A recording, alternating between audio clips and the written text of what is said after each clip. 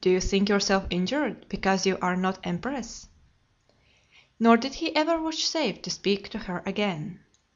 Upon her refusing once at supper to taste some fruit which he presented to her, he declined inviting her to his table, pretending that she in effect charged him with a design to poison her, whereas the whole was a contrivance of his own. He was to offer the fruit, and she to be privately cautioned against eating what would infallibly cause her death. At last, having her accused of intending to flee for refuge to the statue of Augustus, or to the army, he banished her to the island of Pandataria. Upon her reviling him for it, he caused a centurion to beat out one of her eyes, and when she resolved to starve herself to death, he ordered her mouth to be forced open, and meat to be crammed down her throat. But she persisting in her resolution, and dying soon afterwards, he persecuted her memory with the basest aspersions, and persuaded the senate to put her birthday among the number of unlucky days in the calendar. He likewise took credit for not having caused her to be strangled and her body cast upon the Gemonian steps, and suffered a decree of the senate to pass, thanking him for his clemency, and an offering of gold to be made to Jupiter Capitolinus on the occasion. He had by Germanicus 3 grandsons, Nero, Drusus, and Caius, and by his son Drusus one, named Tiberius. Of these, after the loss of his sons, he commended Nero and Drusus, the 2 eldest sons of Germanicus, to the senate, and at their being solemnly introduced into the forum, distributed money among the people. But when he found that on entering upon the new year they were included in the public vows for his own welfare, he told the senate that such honors ought not to be conferred but upon those who had been proved and were of more advanced years.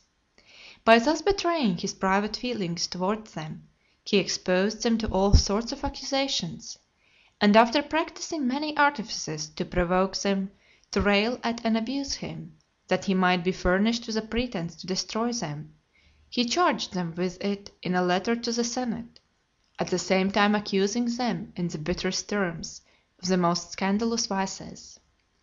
Upon their being declared enemies by the senate, he starved them to death, Nero in the island of Ponza, and Drusus in the vaults of the Palatium.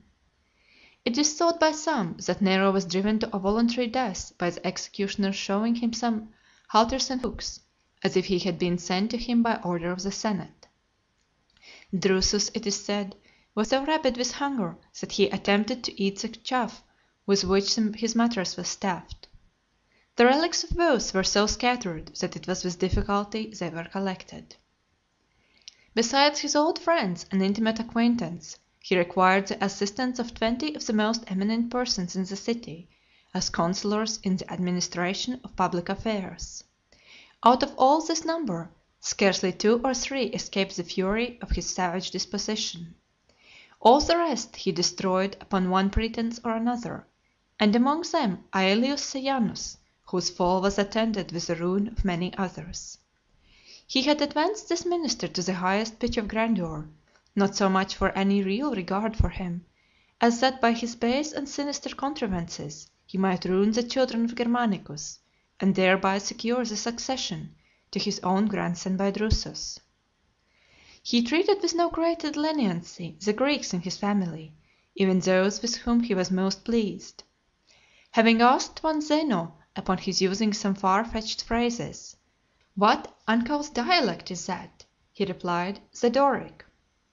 For this answer he banished him to Cinara, suspecting that he taunted him with his former residence at Rhodes, where the Doric dialect is spoken. It being his custom to start questions at supper, arising out of what he had been reading in the day, and finding that Seleucus, the grammarian, used to inquire of his attendants what authors he was then studying, and so came prepared for his enquiries, he first turned him out of his family, and then drove him to the extremity of laying violent hands upon himself. His cruel and sullen temper appeared when he was still a boy, which Theodorus of Gadara, his master in rhetoric, first discovered, and expressed by a very apposite simile, calling him sometimes, when he chid him, mud mixed with blood. But his disposition showed itself still more clearly on his attaining the imperial power, and even in the beginning of his administration, when he was endeavoring to gain the popular favor by affecting moderation.